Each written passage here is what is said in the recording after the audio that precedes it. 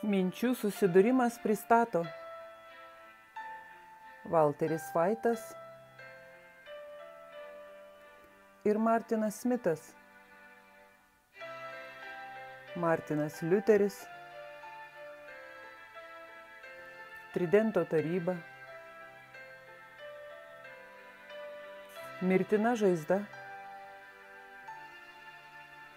didysis prabudimas, naujovės, antrasis Vatikano suvažiavimas, popiežius Pranciškus, Laudato Si rūpinasi mūsų bendrais namais, COVID-19 pandemija, JAV rinkimai, Rusija prieš Ukrainą. Kas naujo, profesoriau?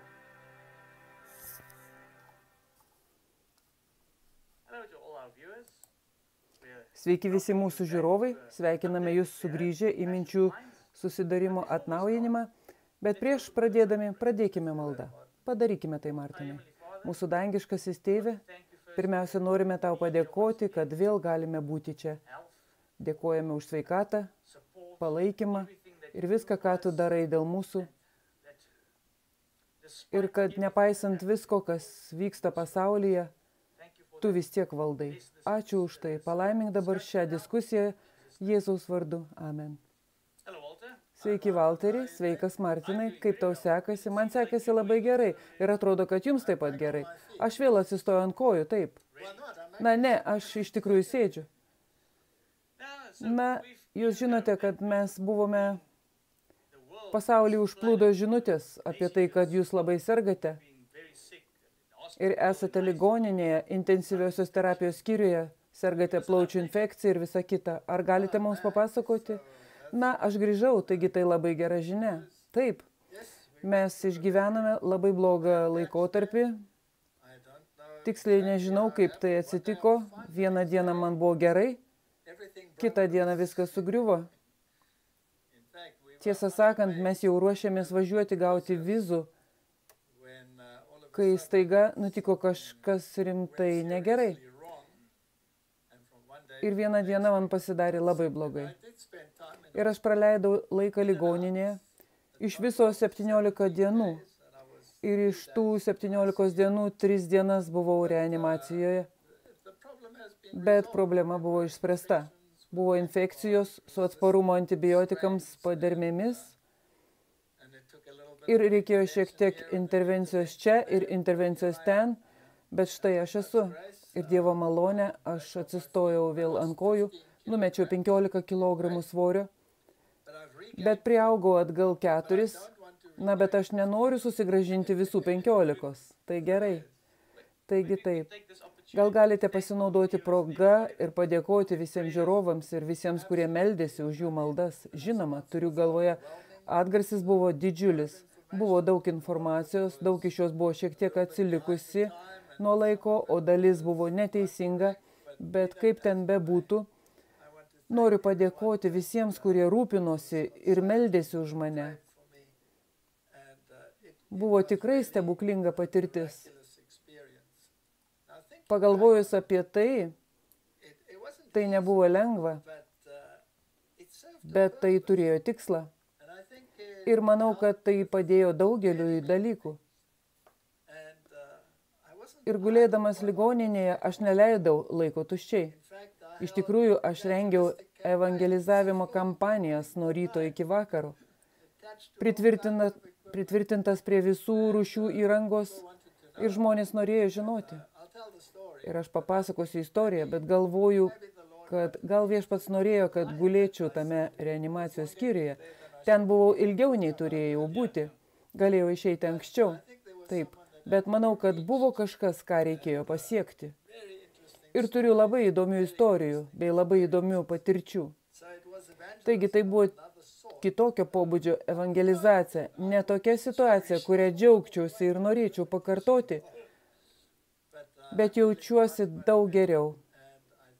Ir manau, kad mums reikia prispausti pečius prie ratų Tai buvo tik intarpas. Taip. O tu? Taigi, tuo tarpu jums buvo suplanuota, mes apie tai minėjome anksčiau, kitą mėnesį turėjote būti Europoje, bet man patarė, kad neturėčiau leistis į tokią kelionę, kol visiškai nepagysiu viduje. Vis dar yra procesas ir tokiomis aplinkybėmis neturėčiau skristi. Taigi dėja ta kampanija užšalo. Arba jūsų buvimas buvo užšaldytas. Taip, mano buvimas. Kampanija vis tiek tęsis. Bet tie, kuriuos suplanavome kitų metų pradžioje ir kuriuos planuojame kitų metų pradžioje, jie tikrai vyks pagal grafiką, jei Viešpats leis. Jei Viešpats leis, taip. Tuo tarpu čia už kameros vyksta daug dalykų, į kuriuos mums teko pažiūrėti. Taip, ir mes informuosime žiūrovus apie kai kuriuos iš šių projektų, taip. Ir kyla daug klausimų ir žmonės labai sumišę dėl daugelio dalykų. Taigi pabandykime atsikratyti kai kurios painiavos, o tada taip pat informuosime jūs apie tai, kokie planai ir kas vyksta. Kitas dalykas, kuris mums labai svarbus. Esame labai dėkingi visiems žiūrovams, kad buvote tokie supratingi per tą trumpą pertrauką, kurią padarėme, kad išspręstume visus iškilusius šalutinius klausimus. Tai numeris 1. Ir mes taip pat norime padėkoti savo pagalbininkams, aukotojams ir rėmėjams. Labai ačiū. Taip šildo širdį matyti, kaip žmonės mus palaiko, ir kaip tarnystė skatinama įvairiais būdais, apie kuriuos mes net nežinome. Dievas yra be galo nuostabus. Ir labai smagu būti šio didžiojo pabaigos laiko judėjimo dalimi. Tegul jis greitai baigėsi ir pasieks garsaus šauksmo kreščendo ir Dievo malonę būkime jo dalimi. Amen. Taigi pradėkime nuo painiavos. Su tam tikra painiava pasaulyje, teisingai. Viena iš painiavos, kuri kelia nerimą daugeliu žmonių, yra mūsų santykiai su Amazing Discoveries. Taigi, tokių klausimų gauname gana daug. Ir žmonės nelabai supranta, kaip visa tai dera, kaip tai veikia. Kaskart, kai sulaukiame klausimo, jie vis tiek, kaip jūs sakėte, būna sutrikę ir nesupranta. Ar jūs esate Amazing Discoveries dalis?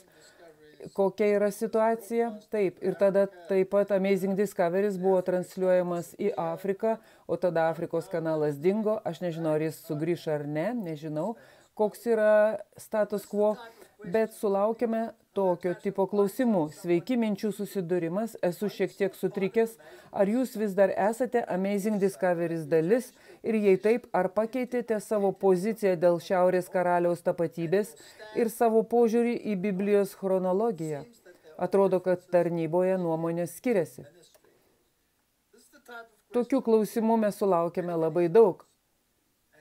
Ir žmonės klausia mūsų, kokie yra santykiai, nes akivaizdu, kad Amazing Discoveries vis dar transliuoja daug medžiagos, kylančios iš mano ankstesnės asociacijos su jais. Taigi pabandykime atsakyti į tai, kad žmonės suprastų.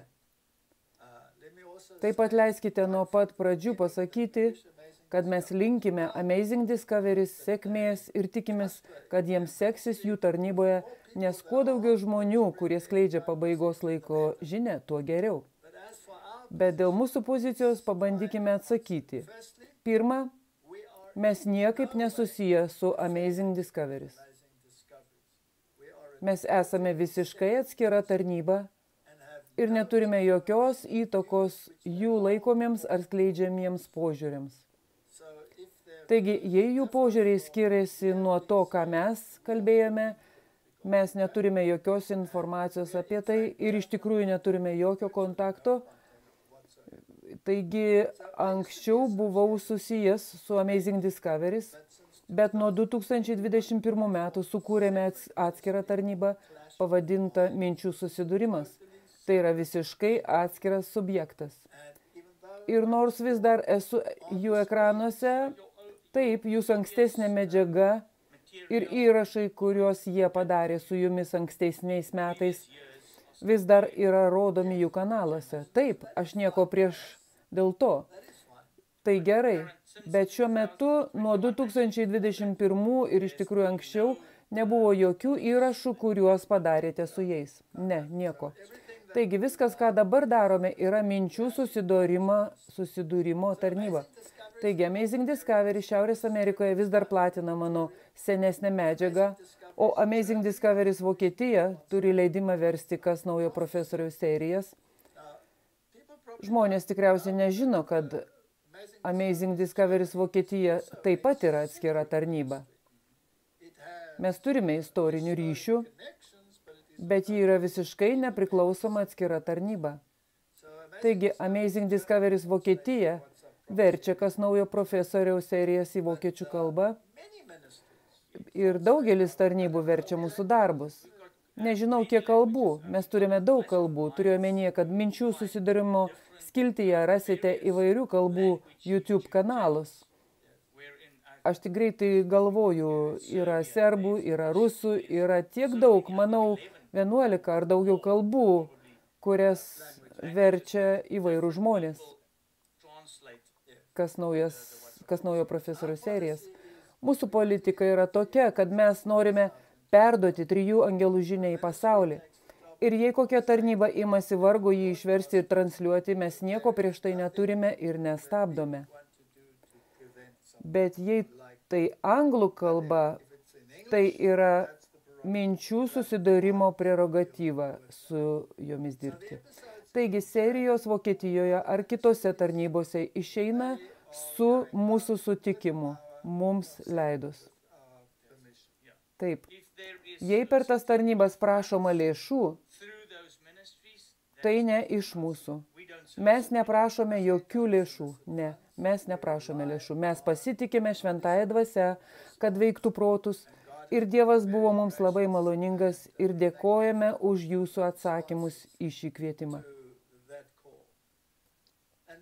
Ir tada, kas liečia antrosios klausimo dalies, mes niekada nepakeitėme savo pozicijos dėl Šiaurės karaliaus, kuris yra popiežyje, ir neatsisakėme savo diskusijų apie chronologiją, nes mūsų nuomonė pranašystės dvasios įrodymai ir yra pakankamai aiškus, kad paremtų mūsų požiūrį.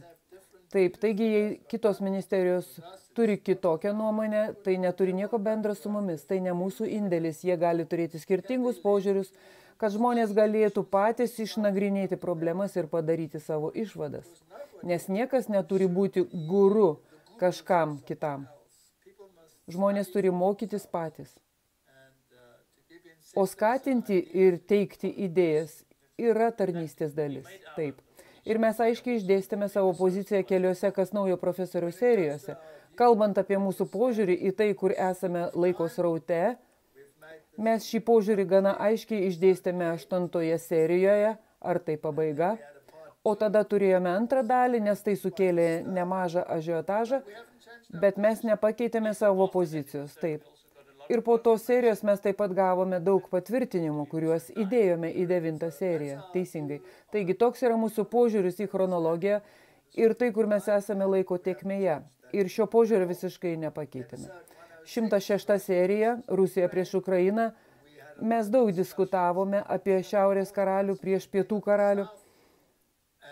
Ir tai ne tik toje serijoje. Apie Šiaurės karalių kalbėjome daugelyje serijų ir nepakeitėme savo pozicijos, kad Šiaurės karalius mūsų supratimu yra popiežyje. Teisingai. Martinai, prieš tęsiant apie tai, ką darome ir kokie yra mūsų planai, ekrane už mūsų yra Kas naujo profesoriau, kada mes tai vėl pradėsime. Na, šiek tiek aptarėme ir galvojame, kad būtų įdomu. Daug dalykų vyksta pirmą spalio savaitę.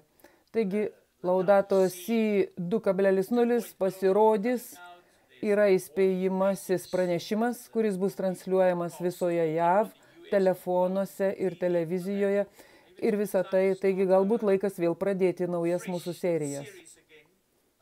Tikiuosi, tu nesirgsi. Hei, akivaizdu, kad velnias daug ką mes į mus, bet planuokim tai spalio mėnesį. Duok Dieve, pirmąją spalio savaitę vėl pradėsime kas naujo profesorių, o tada turėtume veikti su visų smarkumu, su visais kitais projektais, apie kuriuos galvojame. Taip, gal galite jiems papasakoti šiek tiek daugiau? Taip, žmonės nori žinoti, ką mes darome, ką darome ir kodėl darome taip, kaip darome. Mes turime filosofiją, Martinai. Kaip žinote, labai svarbu perduoti žinią. 3 angelų žinia turi būti transliuojama kaip rudens lapai. Mes žinome, kad bus pasipriešinimas. Mes žinome, kad bus cenzūra. Ir todėl nenorime pasikliauti tik elektroninę žiniasklaidą viešųjų domenų atžvilgių, kuriuos naudojame, kaip YouTube ar bet kurį iš jų, nes jie gali išnykti, ar būti pašalinti, arba išjungti eterį, arba kažkas gali nutikti. Todėl svarbu, kad žmonės taip pat turėtų rankose kietas kopijas. Taip, dabar turime elektroninės priemonės ir tai puikiai sekasi, nes plinta visame pasaulyje ir naudosime tol, kol galėsime. Taip pat bandysime gauti savo nuosavą kanalą. Taip pat stengiamės sukurti interneto srautinio perdavimo kanalą, kad turėtume savo serverius. Bet norime padrąsinti žmonės gauti popierinės kopijas. Atsisiųsti. Turime nemokamą atsisiuntimo serverį. Atminkite, kad visi mūsų atsisiuntimai yra nemokami. Net visi mūsų DVD yra nemokami ir net mūsų flash drive'ai šiuo metu yra nemokami. Kiek tik galėsime juos platinti tokiu būdu, tiek laiko mes tai darysime. Nes mūsų tikslas yra perduoti žinią. Taip.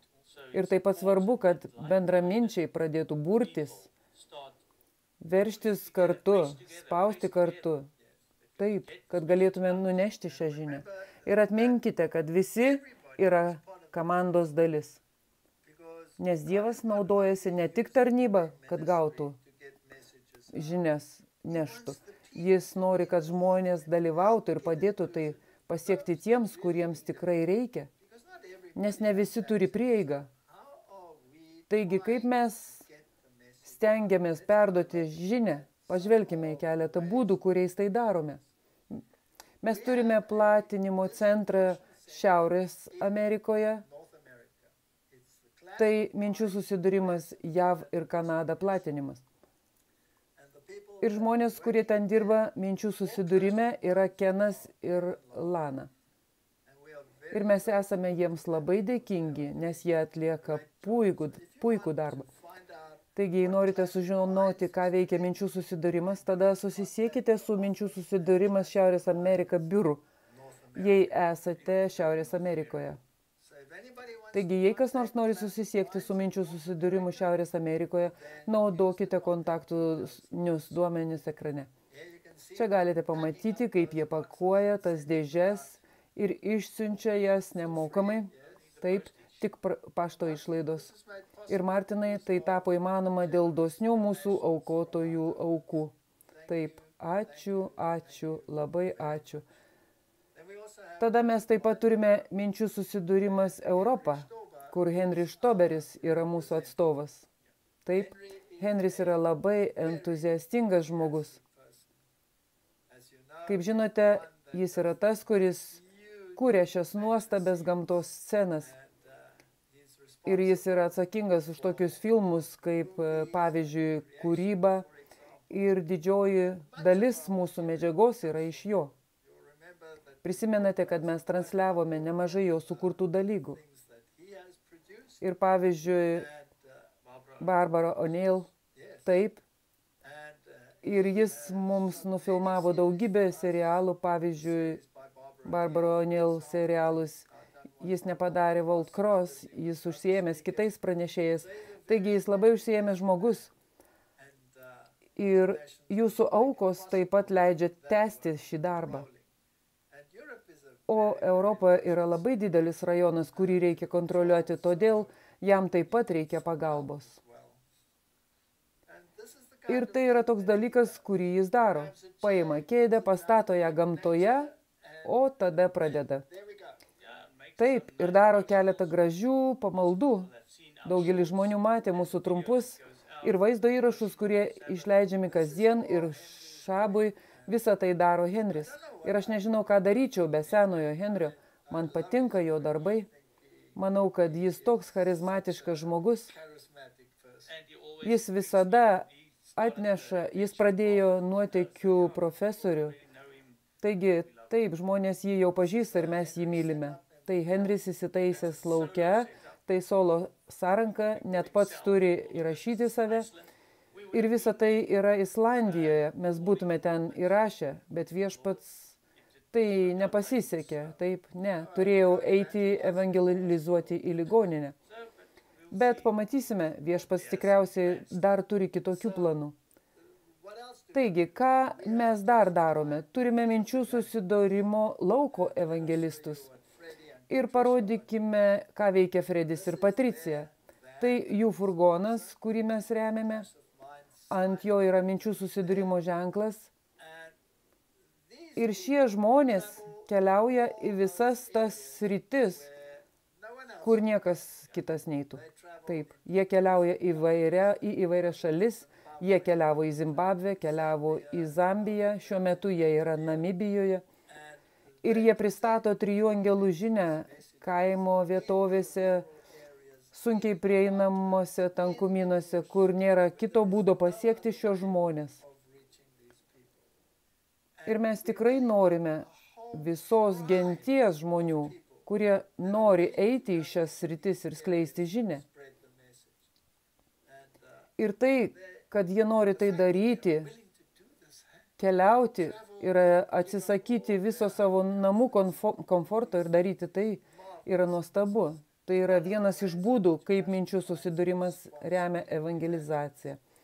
Taigi, Martinai, kai galvoji apie kažką panašaus, galėtume surengti visą seriją apie tai, kaip šie dalykai atsiranda, kaip jie susitinka su žmonėmis, kaip jie nori tai padaryti, kaip velnias bando užkirsti tam kelią, kaip konfiskuojamos jų transporto priemonės, kaip jie jas vėl atgauna kitokias, geriau tinkančias darbui. Aplinkybės aplink šiuos įvykius yra tiesiog nuostabios. Fenomenalios istorijos kiekvieno susidūrusio su minčių susidūrimu. Tu turi būti ryžas, kad būtum prisijungęs prie minčių susidūrimo, nes kiekvienas geras poelgis bus nubaustas. Taip mes buvome to priešakyje. Kad ir ką darytum, visada bus opozicija. Bet ar pranašystės dvasia nesakė, kad nebus tokio laiko, kai pragariškas šėtono šešėlis nesikiš ten, kur dirbsite. Ir noriu jūs užtikrinti, kad net jei manote, kad išgyvenate tamsiausią valandą, o aš ką tik ją išgyvenau, būkime atviri, aš tikrai jaučiausi kaip labai tamsią valandą. Stebuklai, kuriuos daro Dievas, ir jų rezultatai yra tokie nuostabus, kad jūs stovite nustebęs. Ir visi šie žmonės turi nuostabių istorijų. Tiesiog tai atrodo taip romantiškai, taip, bet yra daug purvo. Štai jie keliauja per tamsiausią Afriką, pristatydami 3 angelų žinias. Ir Fredis padarė šiuos daiktus. Tu juos priputi, kad galėtum lengvai nešiotis, o tada jis veda seminarus apie tai, kaip vyksta apreiškimo istorija, kaip ji pildosi ir kaip dabar visa 3 angelų žinia telpa į šią didžiąją kovą. Ir tai sukelia didžiulį susidomėjimą. Ir jis skelbia tai prekybos centruose, jis skelbia tai lėktuvuose, jis skelbia tai keltuose, kaimo vietovėse, šalia vadovų namų. Ir žmonės klausosi. ir jis pasakoja istoriją. Taigi čia yra tik vienas pavyzdys, kai Fredis dirba kartu su Vakarų Zambijos konferencija. Tai yra vieša kampanija ir mes labai džiaugiamės galėdami dalyvauti tokioje veikloje. Ir tada, Martinai, papasakokime jiems didelę istoriją. Mums pavyko sukurti kitą subjektą, kuris vadinasi Verity centras. Verity yra gražus pavadinimas, ar ne? Ypač susijęs su 3 angelais. Taip. Verity reiškia tiesoje, teisybėje. Ir pranašystės dvasioje skaitome, kad teisumas tikėjimu yra 3 angelų žinia tiesoje. O 3 angelų žinia yra susieta su dešinė Evangelijos ranka. Negali būti atskirta. Negali būti atskirta. Kitaip jūs turite šlubuojantį angelą, tiesa. Taigi pranašystės dvasia mums sako, kad jei jūs dalyvaujate evangelizacijoje, tuomet jūs dalyvaujate medicininėme misionieriškame darbe. Jūs negalite šių 2 atskirti. Pranašystės dvasia sako, kad kiekvienas narys yra medicinos misionierius. Taigi mes nusprendėme, kad iš esmės mes turime žygio įsakymus. Ir taip mes sukūrėme subjektą pavadintą tiesos centru Verity, kuriame dešinioji Evangelijos ranka, medicininis misionieriškas darbas bus neatsiejama minčių susidūrimo tarnybos dalis. Taip. Taigi Verity centras yra ta minčių susidūrimo ranka, kur medicinos misionieriškas darbas tampa realybė ir žmonėms bus galima padėti. Ir ne tik tai, bet ir kaip mokymo centras. Taigi, Verity norime sukurti skirtingą evangelizacijos mokyklą. Tikslas yra tęsti 3 angelų žinias ir teikti trumpus kursus. Ne mėnesius, o trumpus kursus. Kad įgalintų žmonės suprasti, kaip 3 angelų žinios yra susijusios su pabaigos laiko įvykiais, ką jos turi pasiekti šiame puolusiame pasaulyje ir įgalinti žmonės eiti ir skleisti žinią. Taip, nunešti 3 angelų žinias pasauliui, žmonėms. Taigi mes ketiname pradėti tikriausiai kitų metų pradžioje, galbūt net šių metų pabaigoje, jei įmanoma, bet mes siekiame. Norime pristatyti šios trumpus kursus. Ir jie bus minčių susidūrimo programos dalis. Ir ką mes ten darysime, taip pat transliuosime, kad tai būtų prieinama visam pasauliui, o ne tik keliems tai patirintiems žmonėms. Viskas vis dar tvarkoma. Todėl mes esame tokie užsiėmę ir skiriame laiko viską sutvarkyti. Bet taip, mes tikrai turėsime transliacijas, bus ir pamokslų, ir visokių dalykų iš ten išeis. Taigi, iš esmės, kai kalbame apie sveikatos žinią, tai yra žinia apie sveikatą nuo pat pradžių. Nuo pat pradžių ekologinis ūkininkavimas nuo žemės iki stalo, kas sveika ir kas nesveika, koks turėtų būti gyvenimo būdas žmogaus gyvenančio šiomis paskutinėmis dienomis, kaip jis turėtų atspindėti tai, ko mus moko Biblija ir pranašystės dvasia, ir tada ir 3 angelų žinių svarba. Ir tai trumpai pakuotėje, kurią galima padaryti per palyginti trumpą laiką. Detalės dar bus pateiktos vėliau. Taigi, tai yra tai, ką Viešpats leido mums rasti. Tai nuosavybė, kurioje tai įvyks. Ir Viešpats buvo mums geras, nuostabu. Visą tai sukuriant yra tiek daug stebuklų. Tarsi kažkas mus veda. O Viešpats stumia ir sako, jis mums sako, laikas trumpas, geriau tęsk. Taigi, čia mes bandome šiek tiek drėkinti žemę ir tai graži vieta, kur mes norėjome sukurti tokią atmosferą, norėjome. Čia buvo sena troba, kurią šiek tiek išdažėme ir renovavome. Buvo daug pagalbininkų, kurie mums padėjo ir norime jiems visiems padėkoti. Taigi, tai beveik baigta. Ir čia bus Biblijos mokyklos centras arba evangelizacijos mokykla ir sveikatos centras. Ir jie turi būti kartu, nes negalite atskirti dešinės rankos nuo kūno. Taip.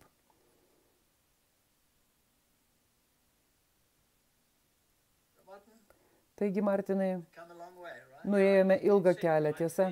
Taip. Ir yra pastatyta taip, kad ten galite pamatyti gražią aplinką. Viešpats mus laimina, nes kartu su gražia kūrinyje ateina ir išgydymas. Ir tavo mintis gali kilti pas tavo kūrėją. Taip. Tai yra pirmosios angelo žinios dalis.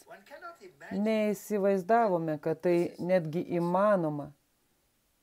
Nes šis nekilnojamas turtas buvo nupirktas gerokai pigiau nei rinkos kaina, gerokai mažiau, nes pirminis savininkas čia turėjo arklių fermą ir ji jam buvo per maža. Todėl jis persikėlė ir ji iš esmės buvo apleista. Ir todėl buvo įmanoma gauti šį žemės sklypą labai arti minčių susidūrimo vietos. Ir mes manome, kad tai absoliuti dangaus dovana. Taigi tai yra keletas mūsų planų, lauko evangelizacija, Biblijos mokykla ar evangelizacijos mokykla ir sveikatos centras ir medžiagų paskirstimas į žmonių rankas, kad galėtume skelbti šią 3 angelų žinią.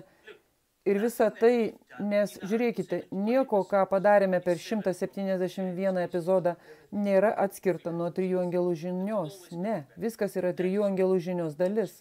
Prie to visada grįžta ir pasaulis turėtų tai žinoti. Tai yra mūsų dėmesys, tai yra tai, ką mes darome ir kuo daugiau galime to padaryti, tuo geriau. Įsivaizduokite, jei galėtume priversti dirbti visas komandas.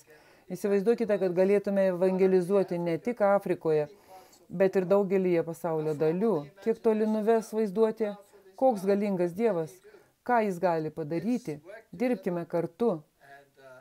Būkime visi komandos dalimi ir sukurti Dievo jėgos, kad 3 angelų žinia pasklistų visame regione.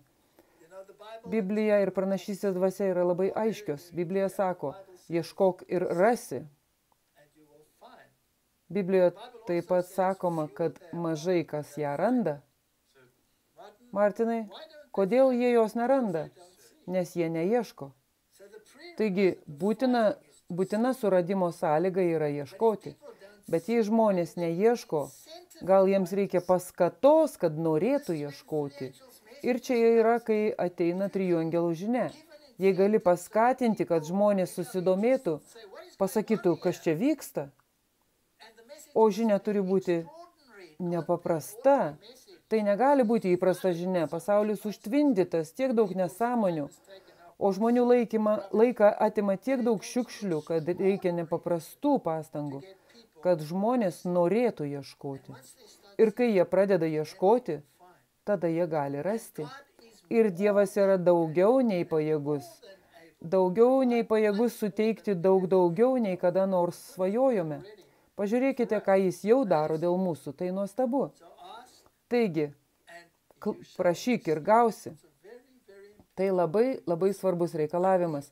Bet mes tiek mažai prašome, todėl tiek mažai gauname. Taigi galvokime plačiai, sakykime viešpačiui, viešpatie, aš nenoriu pasiekti 1000 žmonių, aš noriu pasiekti milijonus. Ne, aš nepatenkintas milijonais, aš noriu pasiekti milijardus. Mes turime beveik 8 milijardus žmonių šiame pasaulyje.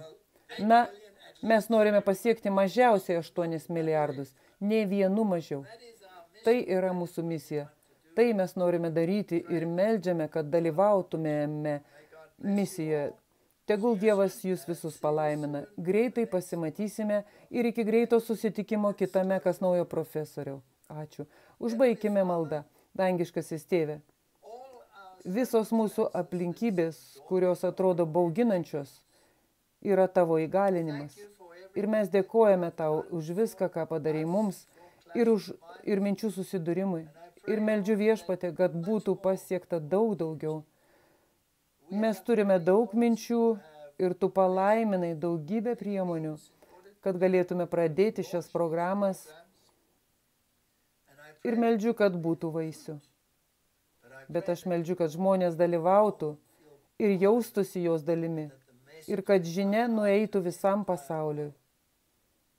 Palaimink žiūrovus, palaimink mus, palaimink žinią ir tegul milijonai stovi ant stiklo jūros kaip pasekmė.